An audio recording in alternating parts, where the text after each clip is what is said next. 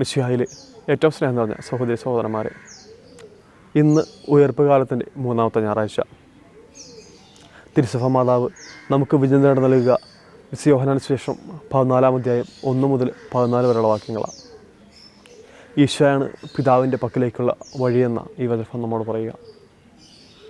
ഇത് മനസ്സിലാക്കണമെങ്കിൽ ഈ വചനഭാഗത്തിൻ്റെ പശ്ചാത്തലം നാം ഒന്നറിയേണ്ടത് അത്യാവശ്യമാണ്. 13-ാം അധ്യായത്തിൽ നടക്കുന്ന ചില സംഭവങ്ങളുടെ തുടർച്ചയാണ് 14-ാം അധ്യായം. അതിനായിട്ട് ഈ 13-ാം അധ്യായത്തിലെ ചില സംഭവങ്ങൾ നമുക്കൊന്ന് മനസ്സിലേക്ക് കൊണ്ടുവരാം. ഇവിടെ ശിഷ്യന്മാർ വളരെ ദുഃഖിതരും അസ്വസ്ഥരും വ്യാകുലപ്പെട്ടിരിക്കുന്നവരൊക്കെ ആയിട്ടാണ്. എന്നാൽ ഇതിന് ചില കാരണങ്ങളൊക്കെ ഉണ്ട്.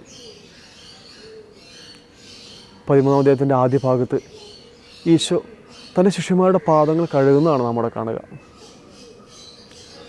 തങ്ങളിൽ ആരാണ് വലിയവനെന്ന് പെസഹ വേളയിൽ ഒരു തർക്കമാർക്കിടയിലുണ്ടായിരുന്നു.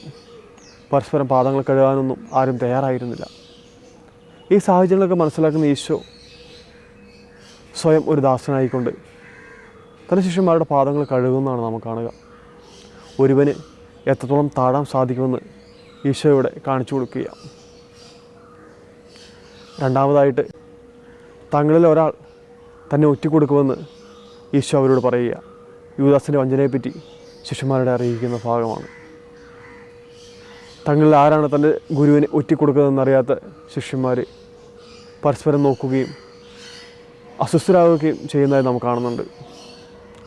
മൂന്നാമതായിട്ട് സ്നേഹത്തിൻ്റെ ഒരു പുതിയ പ്രമാണം ഈശോ അവർക്ക് നൽകുക. നിങ്ങൾ പരസ്പരം സ്നേഹിക്കുമെന്ന് ഈശോ പറയുക. സർവരെയും സ്നേഹത്തിൻ്റെ കണ്ണുകൾ കൊണ്ട് കാണുവാനായിട്ട് ഈശോ അവരെ പഠിപ്പിക്കുകയാണ്. നാലാമതായിട്ട് പത്രോസ് തന്നെ തള്ളിപ്പറയുന്നതിനെ പറ്റി ഈശോ അവരോട് പറയുക.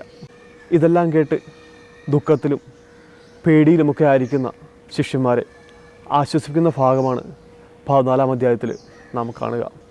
യേശുവാണ് പിതാവിൻ്റെ പക്കലേക്കുള്ള വഴിയെന്ന ഈ ഭാഗത്ത് പറയുക. വഴിയും സത്യവും ജീവനും ഞാനാണ്, എന്നിലൂടെ അല്ലാതെ ആരും പിതാവിൻ്റെ പക്കലേക്ക് എത്തപ്പെടുകയില്ല എന്ന ഈശോ പറയുന്നത്. ക്രിസ്തുവിൻ്റെ വഴിയെന്നത് പീഡാനുഭവ വനത്തിലുള്ള ഒരു യാത്ര തന്നെയായിരുന്നു.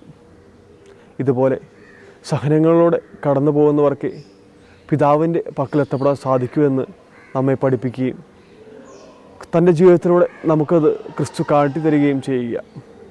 ഇതുപോലെ സഹനങ്ങളിലൂടെ കടന്നു പോകുന്നവർക്ക് ക്രിസ്തുവിന് മുമ്പിൽ മഹത്വമുണ്ടായിരിക്കുകയുള്ളൂ.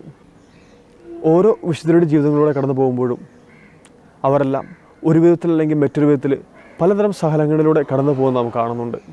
ഈ സഹനങ്ങളും ബുദ്ധിമുട്ടുകളൊക്കെ അവർ ക്രിസ്തുവിനുള്ള സ്നേഹത്തെ പ്രതി നെഞ്ചോട് ചേർത്ത് പിടിക്കുകയാണ്.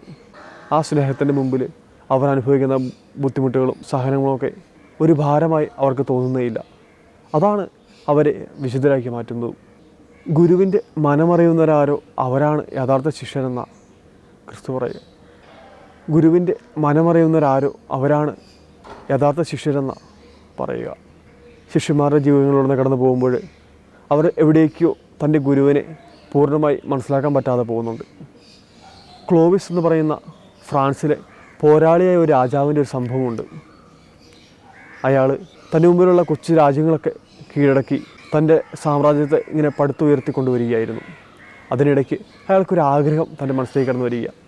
തനിക്കൊരു ക്രിസ്ത്യാനിയാവണം, തനിക്ക് മാമോസം പൊങ്ങണമെന്നൊക്കെ. ഈ ആഗ്രഹം ഇങ്ങനെ മനസ്സിൽ വളർന്നു വന്നപ്പോൾ ആ നാട്ടിലെ വിശുദ്ധനായ റോമി ജൂസിൻ്റെ അടുത്ത് ഈ രാജാവ് ചെല്ലുകയും തൻ്റെ ആഗ്രഹം അദ്ദേഹത്തോട് പറയുകയും ചെയ്യുക. എനിക്ക് ഒരു ക്രിസ്ത്യാനിയാവണം, എനിക്ക് മാമോസം പൊങ്ങണമെന്നൊക്കെ ആ വിശുദ്ധനോട് രാജാവ് പറയുക. രാജാവിൻ്റെ ആഗ്രഹങ്ങളൊക്കെ കേട്ടിട്ട് വിശുദ്ധൻ രാജാവിനോട് ഒരു ചോദ്യം മറിച്ച് ചോദിക്കുക. ഇപ്പോൾ തൻ്റെ മുമ്പിൽ പീഡിതനായ ഈശോ, കൊലക്കളത്തിലേക്ക് നയിക്കപ്പെടുന്ന ഈശോ നിൽക്കുകയാണെങ്കിൽ താങ്കൾ എങ്ങനെ ഈശോയെ രക്ഷിക്കുമെന്ന് ആ വിശുദ്ധൻ രാജാവിനോട് ചോദിക്കുന്നത്. ഉടനെ തന്നെ രാജാവ് തൻ്റെ വാള് വലിച്ചൂരിക്കൊണ്ട് തൻ്റെ മുമ്പിലുള്ള ശത്രുക്കളെല്ലാം ഞാൻ അരിഞ്ഞു വീഴ്ത്തുമെന്ന് വിശുദ്ധനോട് പറയുക. ഇത് കേട്ടിട്ട് വിശുദ്ധൻ വിഷമത്തോടെ ക്ഷമാപണമൊക്കെ ചോദിച്ചുകൊണ്ട് രാജാവിനെ തിരിച്ചു വിടുക.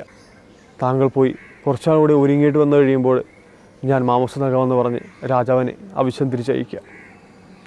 അങ്ങനെ വീണ്ടും കുറച്ച് നാളുകൾക്ക് ശേഷം രാജാവ് വീണ്ടും ആ വിശുദ്ധൻ്റെ അടുത്ത് വന്ന് തൻ്റെ ആഗ്രഹങ്ങൾ പറയുക. അപ്പോൾ ആ വിശുദ്ധൻ വീണ്ടും പഴയ ആ ചോദ്യം തന്നെ വീണ്ടും ചോദിച്ചു. ഈ തവണ ഉത്തരം ഒന്ന് വ്യത്യസ്തമായിരുന്നു.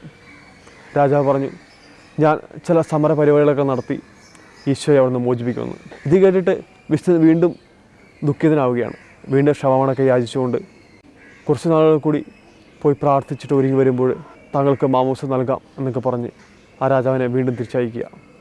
അങ്ങനെ വീണ്ടും കുറച്ച് നാളുകൾക്ക് ശേഷം രാജാവ് വീണ്ടും ആ വിശുദ്ധൻ്റെ അടുത്ത് വന്ന് തൻ്റെ ആഗ്രഹങ്ങളൊക്കെ പ്രകടിപ്പിക്കുക. വീണ്ടും വിശുദ്ധൻ അതേ ചോദ്യം തന്നെ ചോദിച്ചു. ഈ തവണ രാജാവ് വളരെ ശാന്തനായിക്കൊണ്ട് ഇപ്രകാരം പറയുക: ഞാനും ക്രിസ്തുവിൻ്റെ കൂടെ ആ കുരിശുമെടുത്തുകൊണ്ട് കാൽവരിയിലേക്ക് നടന്ന യാത്രയാകുമെന്ന്. അങ്ങനെ ആ രാജാവ് മാമോദിസ സ്വീകരിക്കുകയും ഒരു നല്ല ക്രിസ്ത്യാനിയായി ജീവിക്കുകയും ചെയ്തുവെന്ന ചരിത്രം സാക്ഷ്യപ്പെടുത്തുക. ക്രിസ്ത്യാനിയായ നാം ഓരോരുത്തരും ക്രിസ്തുവിൻ്റെ വഴിയെ സഞ്ചരിക്കേണ്ടവരാണ്. നമ്മുടെ ജീവിതങ്ങളിലും പ്രയാസങ്ങളും ബുദ്ധിമുട്ടുകളൊക്കെ ഉണ്ടാകുമ്പോൾ പരാതി പറയാതെ ക്രിസ്തുവിൻ്റെ സ്നേഹത്തെ പ്രതി അവയെ നെഞ്ചോട് ചേർത്ത് പിടിക്കുവാനായിട്ട് നമുക്ക് ഓരോരുത്തർക്കും സാധിക്കട്ടെ. അങ്ങനെ ഗുരുവിനെ അറിയുന്ന നല്ല ശിഷ്യരായി തീരുവാനായിട്ട് നമുക്ക് സാധിക്കട്ടെ. ദൈവം നമ്മെ സമൃദ്ധമായി അനുഗ്രഹിക്കട്ടെ.